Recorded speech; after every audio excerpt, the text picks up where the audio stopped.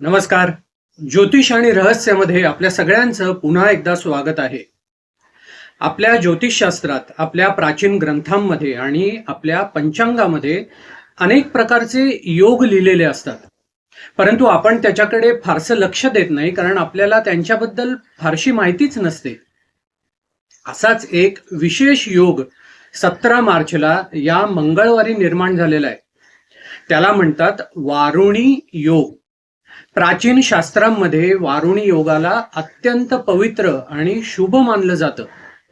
कृष्ण पक्षाच्या त्रयोदशीला जेव्हा शतभिषा नक्षत्र येतं ना, तेव्हा हा वारुणी नावाचा योग तयार होतो.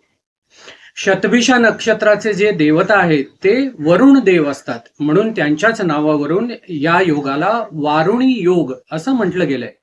आपल्या अंतर्मनाची शुद्धी करणारा योग असं या योगाला म्हटलं जातं.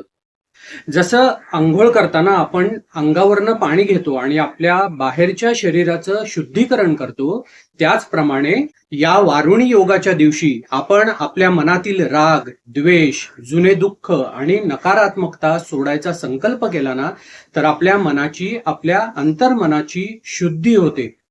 आपल्या पुराणांमध्ये सांगितलेलं आहे की या दिवशी केलेले पुण्यकर्म कित्येक पटीने अधिक फलदायी ठरते. विशेषतः नदीत किंवा तीर्थस्थानी केलेले स्नान, या दिवशी केलेले दान, ज्याच्यामध्ये अन्नदान किंवा वस्त्रदानाला जास्त महत्व आहे, या दिवशी केलेले जप, ध्यान आणि व्रत संकल्प आणि संयम, हे या दिवशी केल्यास मनशुद्धी आणि पुण्य मिळते असं मानलं जातं. म्हणूनच या वारुणी योगाला अंतर्मन शुद्ध करण्याचा दिवस, जुने दोष, अपराध आणि नकारात्मकता सोडण्याचा दिवस, नवीन संकल्प सुरू करण्यासाठी शुभ दिवस असे म्हणण्यात आले आहे.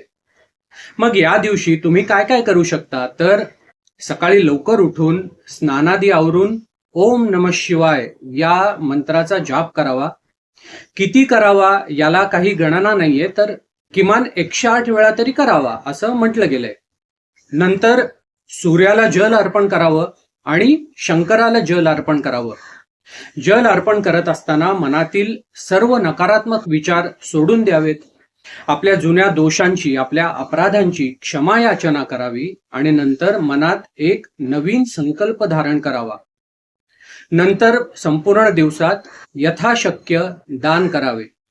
अन्नदान किंवा वस्त्रदानाला अधिक महत्व देण्यात आलंय.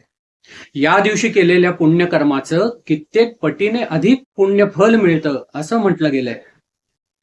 श्री स्वामी समर्थ.